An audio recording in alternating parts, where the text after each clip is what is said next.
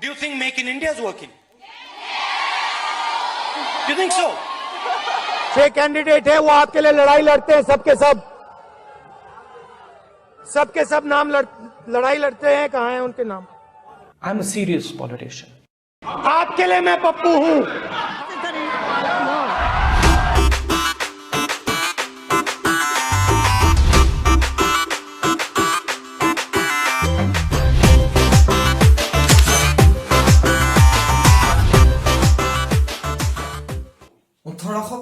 চনত এও হিউম নামৰ ব্ৰিটিছ চিভিল সাৰ্ভেন্ট এজনে এটা সৰ্বভাৰতীয় সংগঠন বম্বেত আৰম্ভ কৰিলে আৰু নাম থলে ইণ্ডিয়ান নেশ্যনেল কংগ্ৰেছ. সেই সময়ৰ আটাইতকৈ ডাঙৰ সংগঠন ইণ্ডিয়ান নেশ্যনেল কংগ্ৰেছৰ সভাপতিসকলৰ ভিতৰত মহাত্মা গান্ধী, নেতাজী সুভাষ চন্দ্ৰ বসুকে ধৰি চৰ্দাৰ বল্লভ ভাই পেটেল অন্যতম.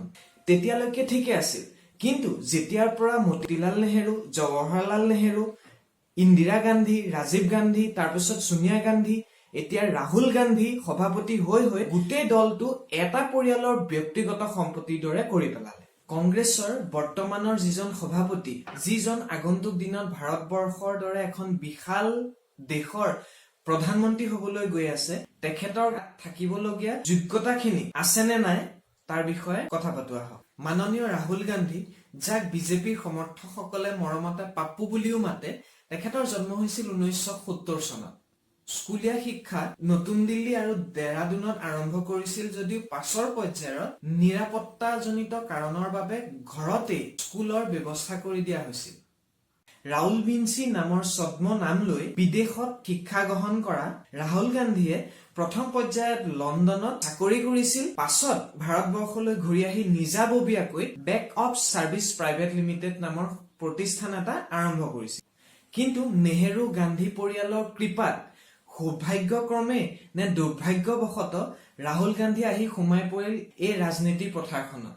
1952 চনৰ পৰাই কংগ্ৰেছৰ লোকসভা নিৰ্বাচনত সফলতাৰ গ্ৰাফডাল সদায় তললৈ গতি কৰি আহিছে. কিন্তু 2014 চনত ৰাহুল গান্ধীৰ নেতৃত্বত খেলা লোকসভা নিৰ্বাচনত পূৰ্বৰ সকলো অভিলেখ ভংগ কৰি সৰ্বকালৰ সৰ্বনিম্ন মাত্ৰ 44খন আসন লাভ কৰি পৰাজয় বৰণ কৰিলে. এই শোচনীয় পৰাজয়ৰ কাৰণসমূহ আলোচনা কৰা হল আৰু দলৰ ভিতৰৰ পৰাই সমালোচনা কৰিলে যে ৰাহুলৰ কথা কোৱাৰ শৈলী আৰু হাতৰ অংগী ভংগীসমূহ ভাৰতীয় মানুহে ভাল পোৱা নাই. সঁচাকৈও আপুনি যদি মেনেজমেন্ট সায়েন্সৰ পাৰ্চনেলিটি ট্ৰেটছসমূহ ভালদৰে চালি জাৰি চাই, তেন্তে দেখিব গাৰ কাপোৰ বাৰে বাৰে ঠিক কৰা, থুতৰিত হাত থৈ কথা কোৱা, তললৈ মূৰ কৰি কথা কোৱা বা অন্য মনস্ক হৈ কথা শুনা লো কনফিডেন্সটোহে শ্ব' কৰে. I don't see Swachh Bharat working very well. Huh? What? Well, I think they're agreeing that it's working. You think it's working? Okay, the house is divided. Yes, it's working. Okay. No. Let's have a raise of hands. এখেতে ছাত্ৰ ছাত্ৰীসকলৰ প্ৰশ্নৰ উত্তৰে দিব পৰা নাই.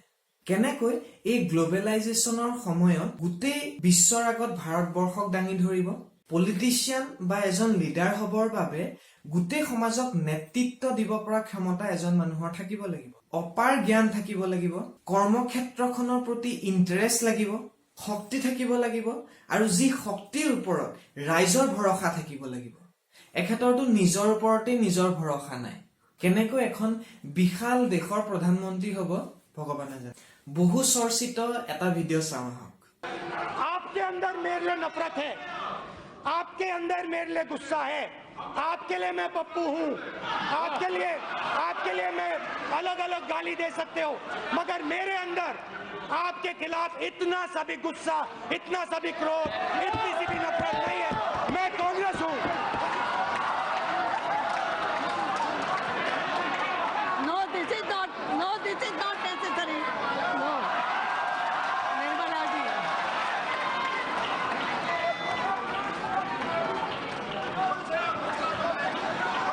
Me? নাটকখনৰ প্ৰথম পৰ্যায়ত ময়ো ভাবিলো যে ৰাহুল গান্ধীয়ে কিছু ইম্প্ৰুভমেন্ট কৰিলে. বিশেষকৈ প্ৰধানমন্ত্ৰীক গবা মাৰি ধৰা কাৰ্যটোৱে বৰ্তমান ৰাজনৈতিক দলসমূহৰ মাজত থকা হিংসাত্মক ঘটনাবোৰ কিছু ৰোধ কৰিব। কিন্তু পিছত যেতিয়া চকুটিপটো মাৰি দিলে তেতিয়া গম পালো সব শেষ। এখেতে লোকে লিখি দিয়া নাটক এখনতো অভিনয় কৰিব নোৱাৰে।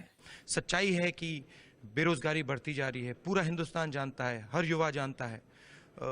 किसी से भी आप पूछिए, किसी भी युवा से पूछिए भैया क्या करते हो, कहते कुछ नहीं करते हैं। নিবনুৱা সমস্যাৰ ভয়াৱহতাৰ বিষয়ে ৰাহুল গান্ধীয়ে বাৰে বাৰে কৈ আহিছে। গুৱাহাটীত তেখেতে এই বিষয়ে কৈছে, কিন্তু নিবনুৱা সমস্যাৰ সমাধানৰ বাবে তেখেতসকলে কি ব্যৱস্থা গ্ৰহণ কৰিব তাৰ বিষয়ে কিন্তু একো কোৱা নাই। বাৰে বাৰে মাত্ৰ তেখেতে কৈ আহিছে বিভিন্ন ইন্টাৰভিউ বিলাকত যে I want to change the system, he wants to change the system. কিন্তু তাৰ বাবে you have to have the proper knowledge about the Indian system. আপুনি দেখোন আটাইতকৈ পপুলাৰ এটা পলিচি মনৰেগাৰ বিষয়ে নাজানে। प्रधानमंत्री यहाँ खड़े होते हैं, कहते हैं नारेगा जैसी बेकार योजना मैंने कभी नहीं देखी। नारेगा, मनरेगा, मनरेगा, महात्मा गांधी योजना। কংগ্ৰেছৰ কেইজনমান নেতাৰ দুৰ্নীতি আৰু অপশাসনৰ পৰা পৰিত্ৰাণ পাবৰ বাবে অসমীয়া ৰাইজে বিজেপিক ভোট দিছিল। কিন্তু এতিয়া অসমীয়া ৰাইজে কি ভাবি কংগ্ৰেছক ভোট দিব? কাৰণ এতিয়াও সেই কেইজন নেতা কংগ্ৰেছী মঞ্চত উপস্থিত আছে। কিয় নতুন প্ৰজন্মৰ নেতাক প্ৰক্ষেপ কৰা হোৱা নাই? এই একেটা প্ৰশ্নই ৰাহুল গান্ধীক ছত্তীশগড়, ৰাজস্থান, মধ্যপ্ৰদেশত কৰা হৈছিল। চলচাই ৰাহুল গান্ধীয়েও নতুন প্ৰজন্মৰ শচীন পাইলট, সিন্ধিয়াৰ দৰে নেতাক প্ৰক্ষেপ কৰি ইলেকশ্যনটো জিকিলে ঠিক, কিন্তু পুনৰ সেই বুঢ়া কেইজনকে মুখ্যমন্ত্ৰী পাতি থৈ দিলে। ৰাহুল গান্ধীৰ কথা, তেখেতৰ আইডিঅলজি বা চিন্তাধাৰাৰ কথা ভালদৰে চালে দেখা যায় মানুহজন কিন্তু বেয়া নহয়, he is a good guy. কিন্তু মানুহজন পলিটিক্সৰ কাৰণে নহয়, চেষ্টাৰ অসাধ্য একোৱেই নাই বুলি কৈ মাছ এটা গছত উঠিবলৈ শিকাব নোৱাৰি। বিদেশত পঢ়া শুনা কৰি আহি ভাৰতবৰ্ষত নিজাববীয়াকৈ এটা ব্যৱসায়িক প্ৰতিষ্ঠান আৰম্ভ কৰা মানুহ এজনক কিয় প্ৰধানমন্ত্ৰী হবৰ বাবে লৈ অহা হৈছে? গান গাব নজনা মানুহ এজনক মঞ্চত মাইক এটা দি গান গাবলৈ দিলে কি হব ভাবি চাওকচোন।